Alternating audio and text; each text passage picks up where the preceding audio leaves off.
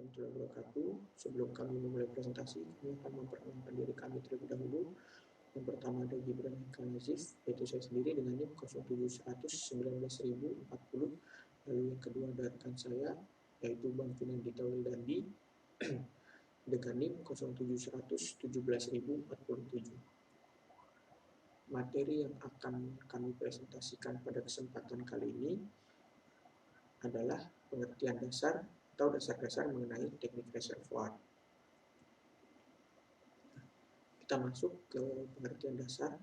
Untuk pengertian dasar dari teknik reservoir sendiri ini adalah bagian dari teknik perminakan yang mempelajari masalah pengurasan cadangan suatu reservoir, termasuk pemahaman sifat dan kelakuan reservoir di masa lalu, sekarang, dan yang akan datang, sehingga mampu membuat peramalan kinerja reservoir untuk perencanaan strategi pengurasan yang paling menguntungkan atau yang paling ekonomis. Nah, untuk pengertian reservoir sendiri ini adalah tempat minyak dan gas, atau bisa dikatakan migas atau petroleum, yang terakumulasi atau terkumpul di dalam bumi, yang dapat berbentuk perangkap struktur atau structural trap atau perangkat stratigrafik atau stratigraphical trap.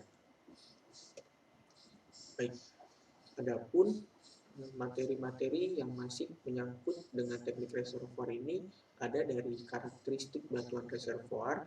Di sini ada beberapa materi yang masih berhubungan dengan teknik reservoir ini. Di antaranya ada porositas, lalu ada saturasi fluida atau fluid saturation, yang ketiga ada permeabilitas atau permeability, yang keempat ada tegangan antarmuka, ada tekanan kapiler, lalu yang terakhir ada faktor kebasahan atau wetabilitas.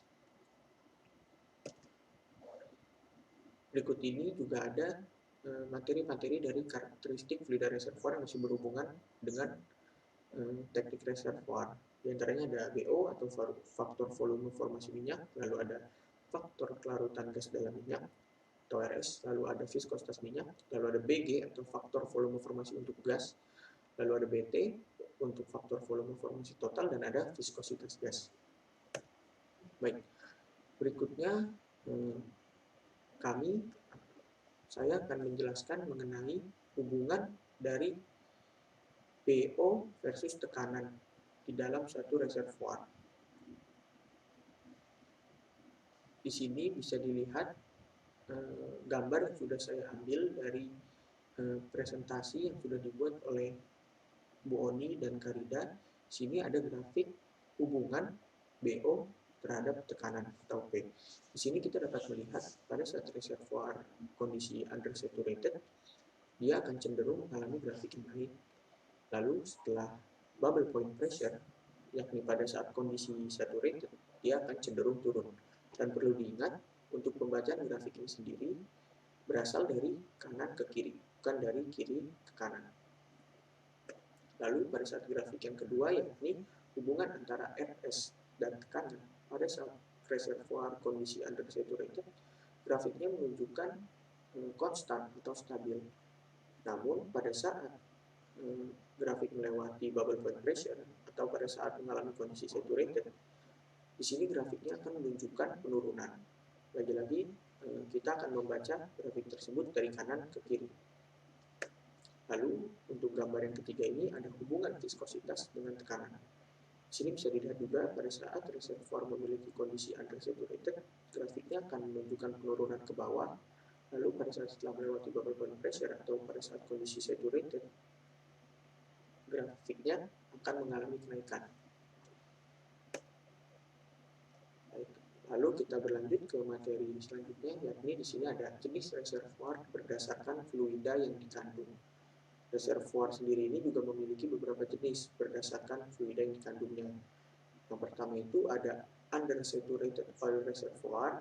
Nah, di dalam reservoir ini tuh hanya terdapat minyak, sedangkan gasnya itu berbentuk gas larut atau solution gas. Yang kedua itu ada saturated oil reservoir with gas cap. Nah, di dalam reservoir ini tuh terdapat minyak dan gas bebas yang mengisi tudung gas atau gas cap K disebutlah saturated oil reservoir with gas cap. gas bebas di dalam reservoir ini terdapat bersama-sama minyak. Jadi gas tersebut bisa dikatakan berasosiasi atau associated gas. Lalu ada volatile oil reservoir. Nah, di sini itu di dalam reservoir ini itu terdapat minyak ringan atau volatile oil. Yang keempat ada retrograde condensate reservoir. Lalu yang kelima ada non-associated gas reservoir. Nah, di dalam reservoir ini hanya terdapat gas saja. Dengan demikian gas tersebut itu tidak berasosiasi dengan minyak. Karena itu disebut non-associated gas. Baik, selanjutnya di sini ada beberapa gambar ilustrasi dari jenis-jenis reservoir berdasarkan fluida yang kandung tadi. Gambar tersebut atau gambar ini saya ambil dari presentasi yang dibuat oleh Bu Oni dan Karida. Nah, yang di sini di gambar pertama ada gambar dari undersaturated oil reservoir. Di sini bisa kita lihat di dalam reservoir tersebut hanya terkandung oil dan water atau air. Lalu yang berikutnya ada gambar ilustrasi dari non-associated gas reservoir. Di sini bisa kita lihat seperti penjelasan yang sudah saya jelaskan tadi, gasnya itu tidak berasosiasi dengan minyak atau di dalam reservoir tersebut tidak ada minyak. Maka di sini bisa kita lihat sesuai gambar hanya ada gas dan water. Lalu yang terakhir di sini adalah saturated oil reservoir, di mana di dalamnya itu terdapat gas bebas, di mana di dalamnya itu terdapat gas bebas yang mengisi atau yang berada di tudung gas atau gas cap. Lalu juga di sini juga ada oil atau minyak dan water atau air. Selanjutnya untuk materi selanjutnya akan dijelaskan oleh Bang Kinandita. Silakan tempat dan waktunya. Terima kasih Gibran. Selanjutnya saya akan membahas tentang tenaga dorong alamiah atau reservoir drive mechanism. Jumlah minyak yang dapat diambil dari suatu reservoir minyak dipengaruhi oleh mekanisme tenaga dorong atau drive mekanisme dari reservoir tersebut. Mekanisme tenaga dorong alamiah reservoir adalah tenaga dorong alamiah yang dimiliki oleh suatu reservoir minyak atau gas untuk mendorong atau mendesak minyak dan gas bumi yang dikandungnya, sehingga mampu mengalir sendiri dari dalam reservoir ke permukaan melalui sumur-sumur produksi.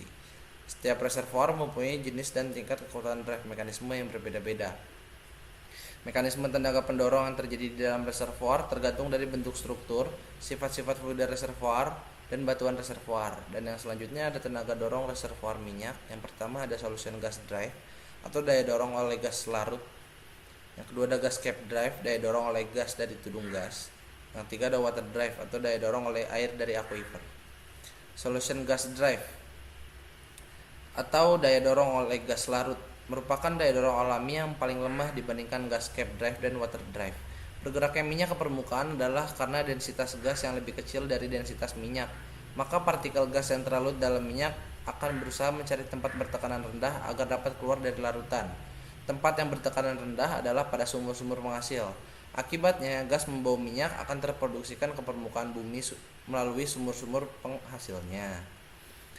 Proses pengurasan tersebut akan menghasilkan kinerja reservoir, yaitu laju produksi minyak menurun, tekanan reservoir merosot tajam, perbandingan produksi gas berbanding minyak atau GOR meningkat agak pesat kemudian menurun, dan produksi air tidak ada.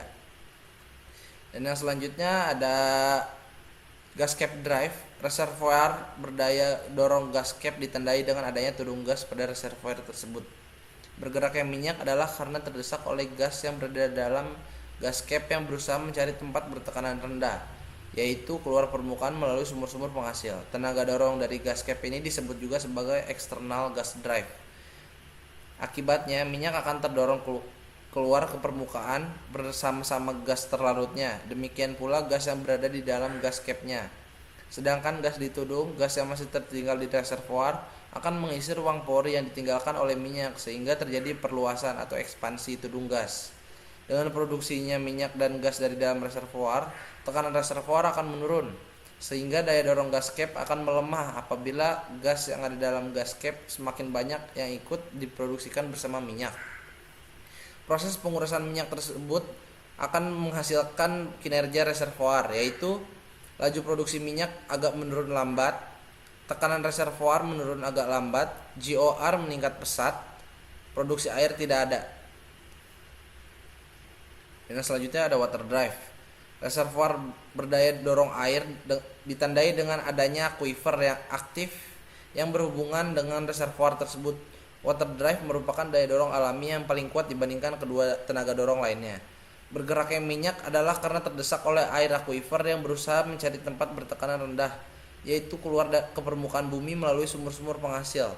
Akibatnya, minyak akan terdorong keluar, terproduksikan ke permukaan bumi. Air yang mendesak minyak akan berinvasi ke reservoir minyak, mengisi ruang pori yang ditinggalkan oleh minyak, sehingga akan ada pengisian kembali pori-pori yang dikosongkan oleh minyak. Secara teoritis, tekanan reservoir akan relatif konstan, yaitu apabila volume pori yang diisikan oleh air sama dengan volume pori yang dikosongkan oleh minyak. Didasarkan kepada bagaimana perbandingan kedua volume ini, maka daya dorong air dapat dibagi menjadi daya dorong lemah, sedang, dan kuat. Proses pengurusan minyak tersebut akan menghasilkan kinerja reservoir, yaitu laju produksi minyak menurun lambat, tekanan reservoir lebih kurang konstan ataupun menurun relatif landai. GOR relatif konstan atau meningkat landai, laju produksi air meningkat tajam. Dan yang selanjutnya ada tenaga dorong reservoir gas. Pertama, depletion drive atau daya dorong oleh gas itu sendiri. Yang kedua water drive atau daya dorong oleh air dari aquifer. Dan yang selanjutnya ada tenaga dorong reservoir gas. Yang pertama depletion drive, yaitu daya dorong oleh gas itu sendiri, dan yang kedua ada water drive, yaitu daya dorong oleh air dari aquifer. Depletion drive. Untuk reservoir jenis depletion drive ini, energi pendesakannya berasal dari gas itu sendiri. Karena setelah sumur selesai dibor, menembus reservoir dan produksi minyak dimulai, maka akan terjadi penurunan tekanan di sekitar lubang bor. Penurunan tekanan ini akan menyebabkan fluida mengalir dari reservoir menuju lubang bor melalui pori-pori batuan.